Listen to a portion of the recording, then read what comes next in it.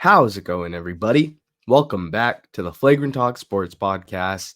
It's Moses here, and today got a solo video coming at y'all talking about the MLB halfway point. Yes, we are over 80 games into the season. Most teams are around the 85, 86, 87 game mark. So season's flying by. Feels like it just started yesterday. But I'm going to jump around, break down the standings, break down a couple of the stat leaders.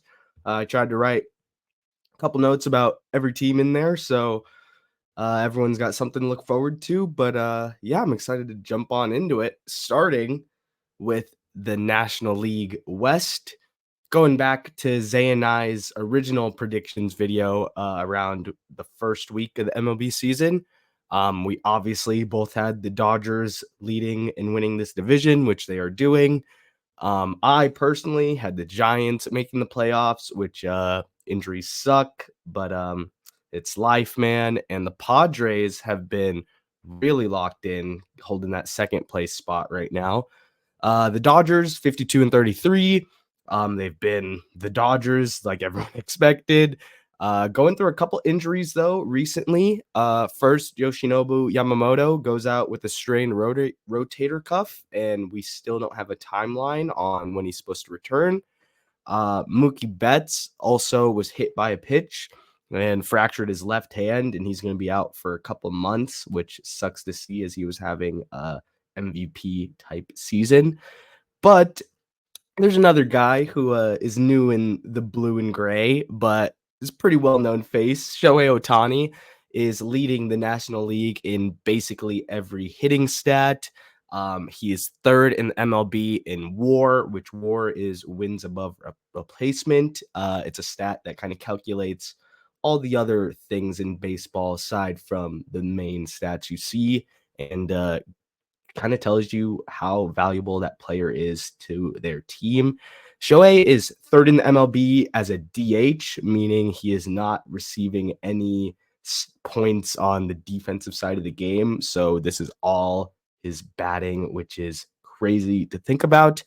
And Gavin Stone, his second year for the Dodgers, is having an unbelievable season. 9-2 with a 2.73 ERA. Has been great for this Dodgers pitching rotation that has been kind of banged up, just like a lot of teams in the major leagues. Jumping over to the Padres, 46 and 42, 8-2 in their last 10 games.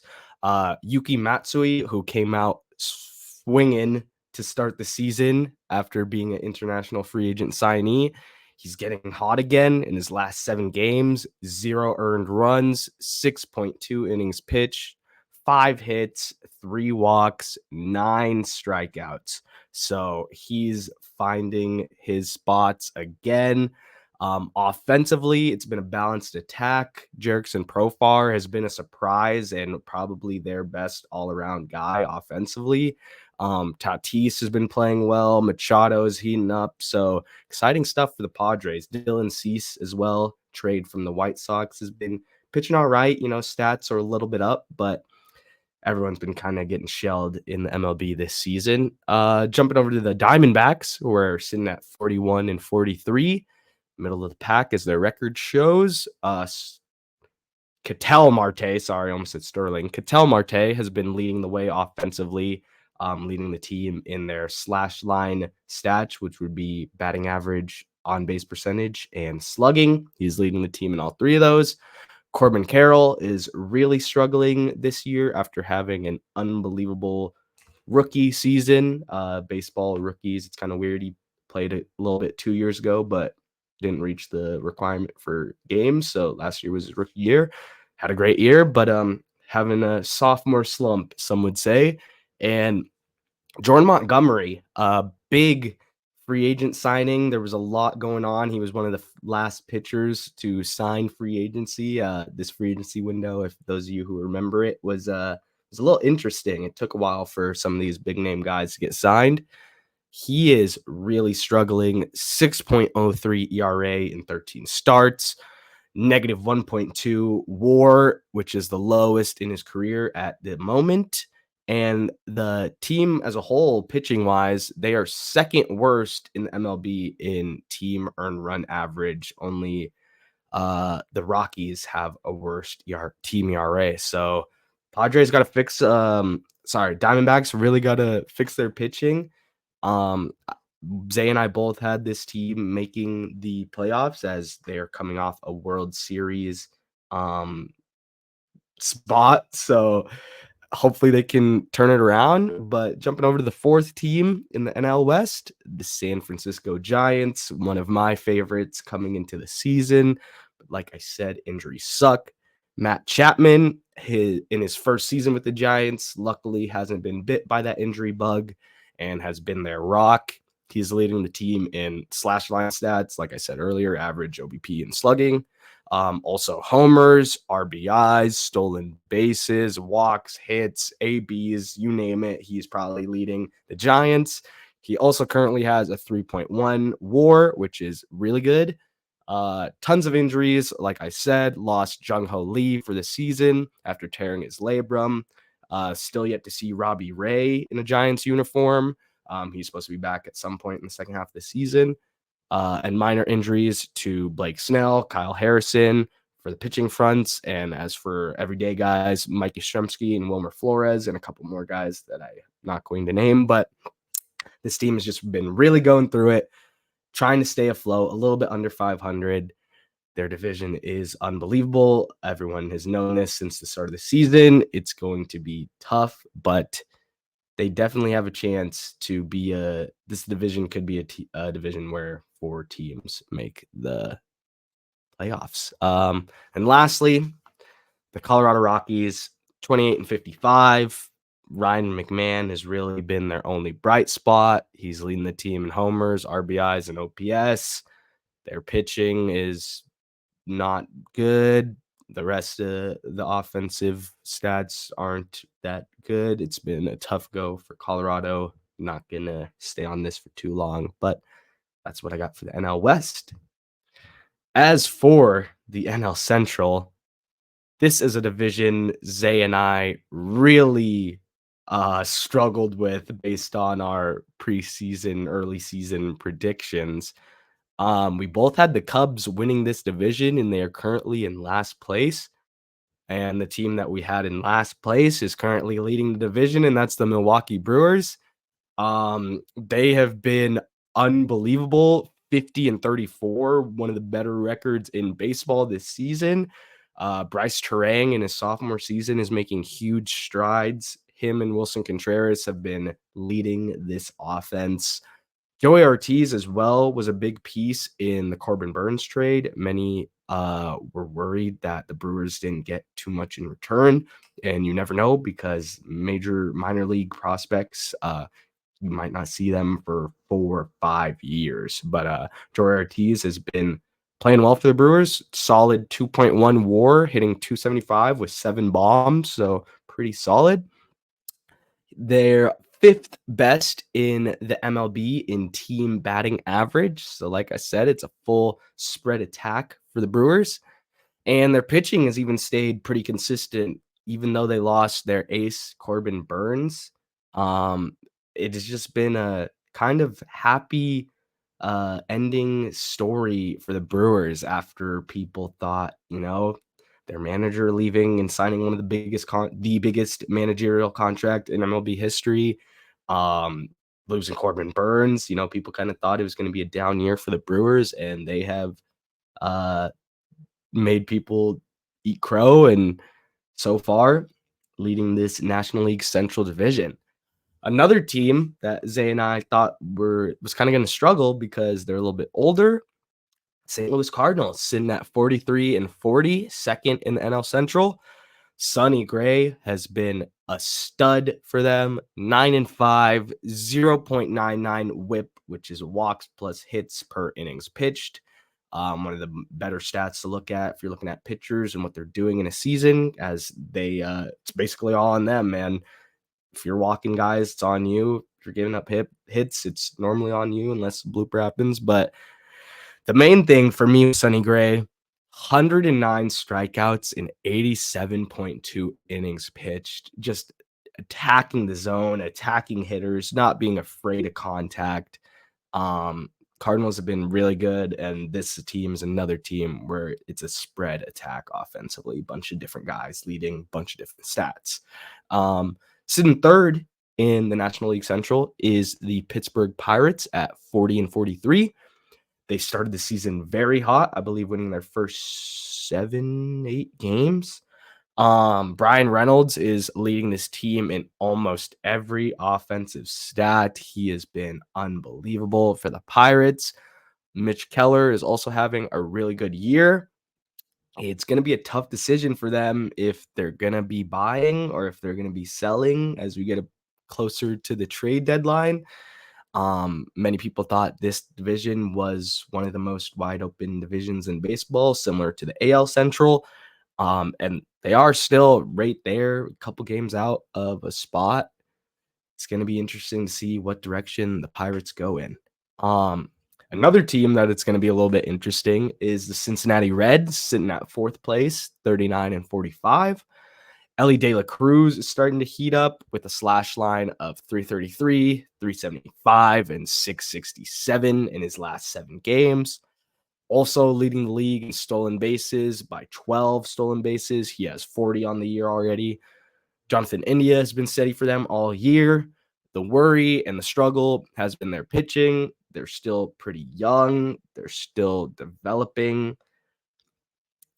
If I'm the Reds, I mean, I would try and maybe slight buy, prepare for a couple years in advance because I don't know if anything is going to happen this year. I mean, many teams have shown just get into the playoffs and anything can happen, but going through those juggernauts like the Dodgers, Phillies, Braves, I think it's going to be a few more years away from that. And they're in a pretty solid spot. They have bright spots on both sides of the ball, and it's going to be exciting to see the Reds develop these next few years. Lastly, but certainly not least, Chicago Cubs, 39-46, one of the most disappointing teams in baseball this season. Shota Imanaga has been one of their few bright spots. He was unhittable in the month of April. This team offensively has the sixth worst team batting average in the majors. Just not going to get it done. Too much talent for this team to be struggling. Obviously, they've gone through a lot of injuries, especially on the pitching end. Javier Assad just going down last week. He's been unbelievable for them. So it's tough, man. It's part of the sport. But I'm not gonna give up on the Cubs yet, but it is definitely getting in that red area for sure. Closing out the National League, we were pretty locked in on this position, Zay and I. We both had the Braves winning it, which they're currently in second behind the Philadelphia Phillies, who we said were going to be in that 2 spot, so we just flipped them. The Phillies 55-29. That is, I apologize, the best record in baseball at the moment. They have been unbelievable, both sides of the ball. 3.04 team ERA leads MLB.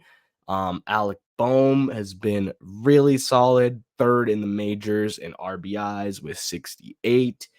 Schwarber and Bryce Harper have been playing well, although they both had gone on the IL last week. The Harper injury looked very scary at first, but thankfully he avoided something serious. Should be back in a couple of weeks. Braves have 3 of probably the top 10 best pitchers right now in the National League in Zach Wheeler, in Ranger Suarez, and in Christopher Sanchez. Those 3 guys have been unbelievable for the Phillies, and it's going to be an exciting race in the NL East. Jumping over to the Braves, who are at 46-36. They have the best team fielding percentage in the MLB, not making errors. They have gone through an horrible track record of injuries, especially losing two of their best guys on both sides of the ball. Ronald Acuna Jr. tearing the other ACL in his other knee after having the same injury in 2021. He's out for the year, which sucks. And Spencer Strider also out for the season with another elbow injury, which is becoming a common theme in the majors. It's super sad to see as a fan. We want the best talent out there. It's a different conversation for a different day, though, about how they get that done. Chris Sale, trading for him has been one of the smartest things the Braves have done in a while. He has been one of the best pitchers in baseball.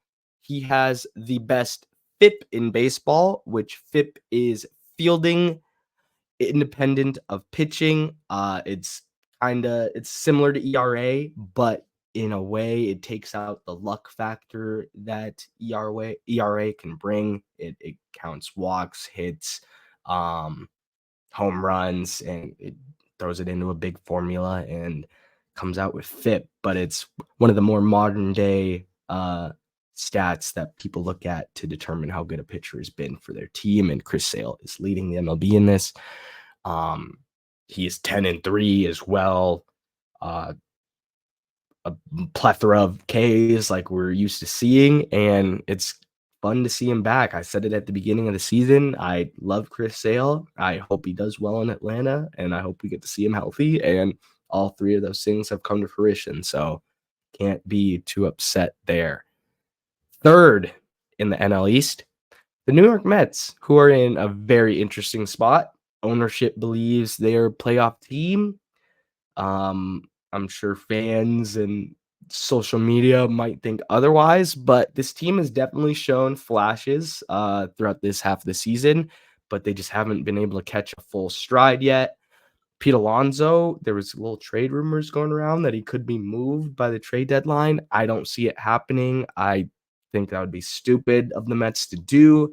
Kodai Senga has been out with injury. There's been a lot of injuries around the organization. I think you got to stay where you're at. Try and make some minor moves that, again, similar to a Reds, even though the Reds are way younger than Mets are. You got to make some moves that are going to set you up in a position to win maybe next year, 2 years from now. But interesting spot for the Mets. I'm excited to see how their trade deadline looks. Fourth team in the National League East is the Washington Nationals, sitting at 39-44. Kyle Finnegan, probably not a name well known until this season, has turned into one of the best closers in the league. We will talk about him in a little bit. The Nationals also recently called up the number 3 overall prospect in the MLB, James Wood. So super exciting to see some new talent in Washington.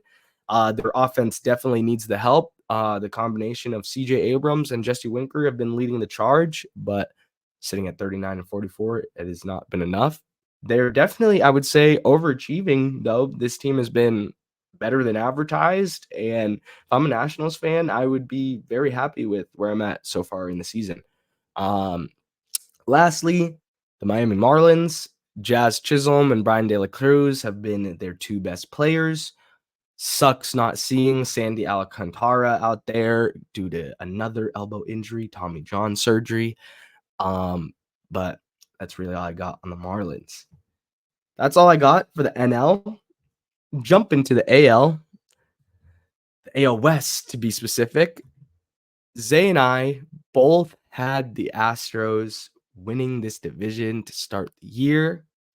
And man, those first few months, it was a hard, because I'm not really a fan of the Astros. I don't cool if they succeed, whatever. If not, they were really bad. Like bottom of the AL West bad with the Athletics, which no disrespect to the Athletics, but we'll get to them in a little bit.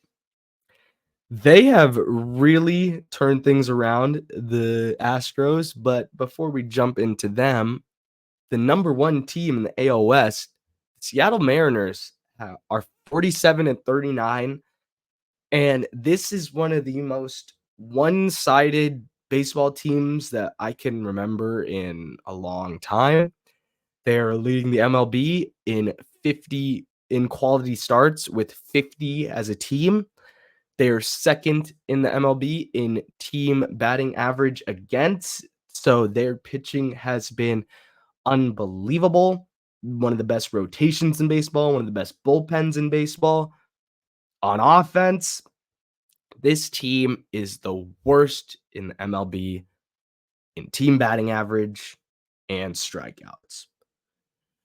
Two categories that if you are going to be a contending successful team in the postseason, you do not want to be leading. And Zay and I called it from the jump. He talked about it in our first week video.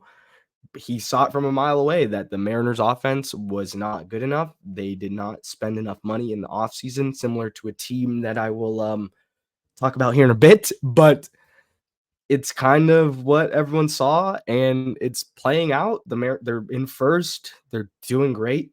But the Astros, who I personally think are the better, more rounded team, are creeping up right behind them. The Houston Astros, sitting at 42 and 41, have the best team batting average in the MLB at 264 as a team, which is pretty insane. One of the things I noticed though, in partial reason to their struggles, 14 and 23 against teams over 500, one of the worst in the MLB. So struggling against really good competition, beating up on those lower tier teams. They're gonna need to figure out how to win games against teams who are just as good as them, better than them, if they're gonna want success in this postseason, and even if they are gonna win this division, probably because Mariners have still a pretty good lead. But the team that I almost picked to win the division, thankfully I didn't. The Texas Rangers are sitting at 38 and 46. Just an unbelievably slow start after winning a World Series. We saw Max Scherzer for the first time a week or two ago, which was good to see. He pitched all right, back from injury. Still no DeGrom, obviously, but the Rangers have been. It's been just guys haven't been performing like they were last year. Adolis Garcia, a couple injuries, couple hasn't been performing. Jonah Heim hasn't been performing as well. Even Corey Seager, Marcus Semien have been. Corey Seager came out hot. He was injured to start the year, came out really hot when he returned, was one of the best players in baseball, and has kind of fizzled out into regularity. One of their bright spots, Wyatt Langford, became the youngest player in Rangers history to hit the cycle on June 30th, so just a few days ago. I think this team is going to figure things out, but it's definitely getting to a point where we gotta get going, guys. We're halfway through the year. Um, we need to start getting these key players to contribute like we know they can. So jumping over to the fourth team, the Los Angeles Angels, sitting at 36 and 47. Mike Trout is on the horizon, eyeing a return here in a few weeks, which would be awesome. I hope they don't rush him back because there is no reason to. They're not doing anything this year. So hopefully he is fully healthy. This isn't a rush back. I know he wants to get out there because he's been injured the last few seasons, but let's be smart. Hopefully get back and can be at least part of the Mike Trout that we know. Anthony Rendon also expected to be back here in the month of July. Luis Rengifo has been keeping them afloat. He has been amazing, and we will talk about him here in a bit. Lastly, in the AL West, the Oakland Athletics sitting at 30 and 56. Mason Miller, their bright spot, considered their future trade piece to get them the capital that they need to start turning things around here in Oakland, soon to be Vegas. He's been struggling, so maybe you can still. I mean, I'm sure teams are still willing to give the value after seeing the stats that he put up. He went like 30 or 40 straight innings without giving up like a hit. It was just something absurd. But the A's are limping to Vegas, to say the least. Jumping to the AL Central. This division, like I said about the NL Central, is one that was considered very wide open. I had the Tigers, Zay had the Twins, and at the moment, neither of us are correct, as the Cleveland Guardians are leading this division, sitting at 52 and 30. They are 26 and 9 at home. This Guardians team has been really good, and through a plethora of injuries as well. Lots of pitching injuries, elbow injuries. Tristan McKenzie, one of their young studs the last few years, has been struggling, got optioned to AAA this week. So it's been a really interesting year for the Cleveland Guardians, but Jose Ramirez, Josh Naylor, and company have been playing well. The second team in the AL Central, the Minnesota Twins, sitting at 47 and 33. They have the second best team strikeout total in the MLB. That's key for tough situations, runners on, high intensity situations. You want guys who can strike people out. So that's a good add for them. Carlos Correa looking like he's in an Astros uniform again, slashing 311, 380, and 882 OPS, leading the team in all three. And Ryan Jeffers, catcher, has been a surprising power surge, leading the team in home runs and RBIs. So this division, I this division is definitely a three. Tigers are sliding out of contention day by day, but three, maybe four team race for first. I really think it's going to come down to the wire here. So jumping to the third team in the AL Central, the Kansas City Royals, sitting at 47 and 39. Bobby Witt's Jr. extension is paying off after hearing the chatter of why would you extend a player when you have no future outside of him? He's just going to get mad and want to leave. Their offseason acquisitions have been playing, and they've been playing great. I said in our first week video that the Royals acquisitions may led me to having them as my dark horse in this division, if you could say that. And they've been surprisingly good over there in Kansas City. Jumping to Detroit, and the Detroit Tigers sitting at 38 and 46. Tariq Skubal, I believe Zay and I both had Corbin Burns winning the Cy Young, but I think I noted him. If not, I'm noting him now. He's been unbelievable. He's the odds-on favorite right now to win the Cy Young and AL if the season were to end today. 9 and 3, 2.32 ERA, 112 strikeouts in 97 innings, 0.94 WHIP, and 8th in FIP. Just killing it in basically every pitching stat imaginable. And on the offensive end, 23-year-old Riley Green, who I believe is in his second or third season in Detroit, is leading the team in every stat offensively, literally every stat except stolen bases and triples. So the future is bright in Detroit. Scooble's a young guy himself. Definitely going to be a team to look out for here in the next couple of years. Lastly, the Chicago White Sox sitting at a dreadful 24 and 62. They do have a couple guys who could be on the move at the trade deadline, as they would definitely make an impact on contending teams. One of those guys is left-handing starting pitcher Garrett Crochet, second in baseball in FIP, and Luis Robert Jr. He has the power, he has the speed, he has the defense. He's a five-tool player that would make an impact on any contending team. That's really all I got for the White Sox. Jumping to the final division, the division I watch closest, the AL East. I had the Yankees. Isaiah had the Orioles. We were both wrong about Jackson Holiday and the Boston Red Sox, though. Baltimore Orioles, 53-31, 31-19 against teams over 500. So it is legit. They aren't just beating up on the smaller market, worse teams. They're doing it against real competition. They're leading the MLB in team homers at 139. They've gone through a lot of injuries as well, especially to their starting rotation. Kyle Bradish, Tyler Means, and John Wells, all done for this season, all with elbow injuries. So tragic for them. Thankfully, they've had guys step up due to them having one of the best, if not the best, farm system in the MLB. It also helps when you're having a 24-year-old kid have an MVP like season, and Gunnar Henderson is doing that this year.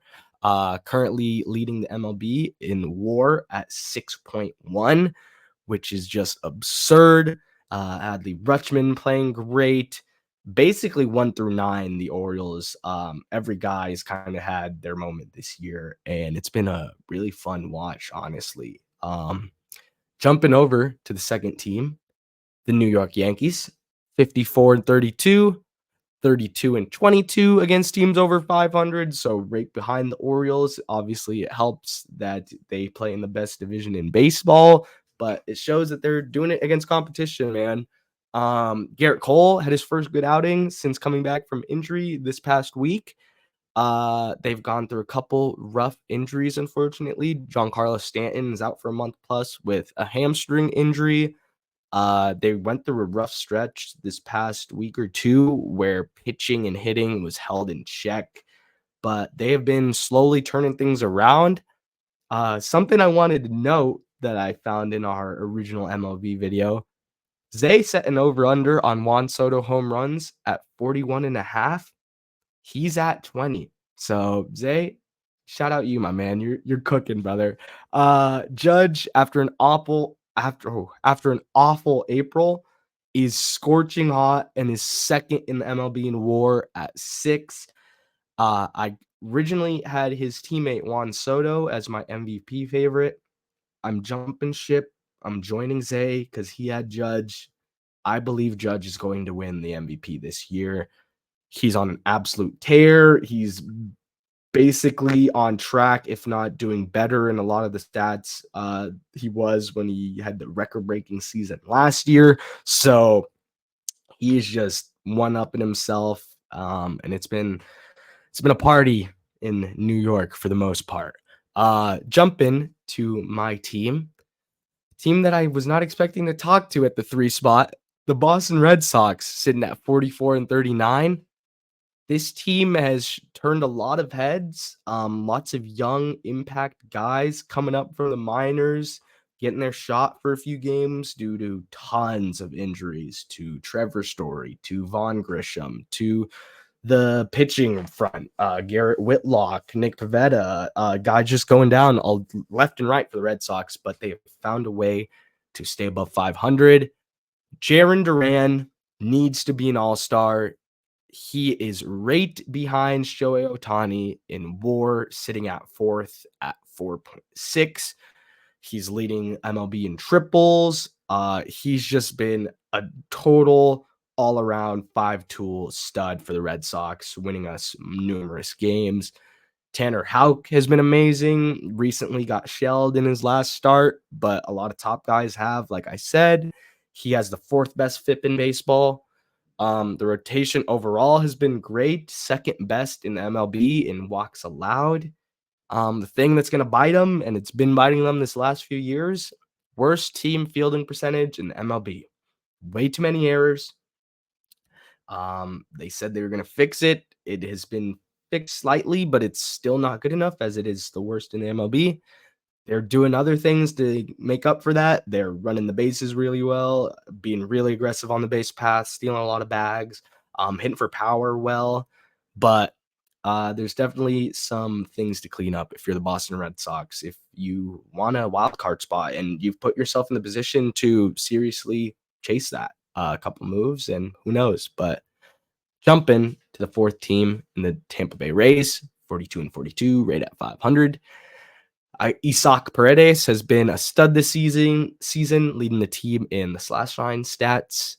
Yandy Diaz went on a 20-game hit streak, the longest in Rays history. He completed that on June 28th. This team has been really struggling on the pitching front, though, without a true ace, losing Tyler Glasnow, 9th worst team ERA in baseball. The last, but certainly not least team, Toronto Blue Jays, 38-45. It's getting really close to red alert. You don't have your two legacy future pieces locked up. They're still nowhere near extensions with Vlad Jr. and Bo Bichette. Bo Bichette came out and said recently that he wouldn't be surprised at all if he was traded, which I don't think is a good look. Similar here to the Rays, they are also having pitching struggles. They're the 8th worst team in team ERA, and it's definitely a dire scenario in the Toronto Blue Jays front.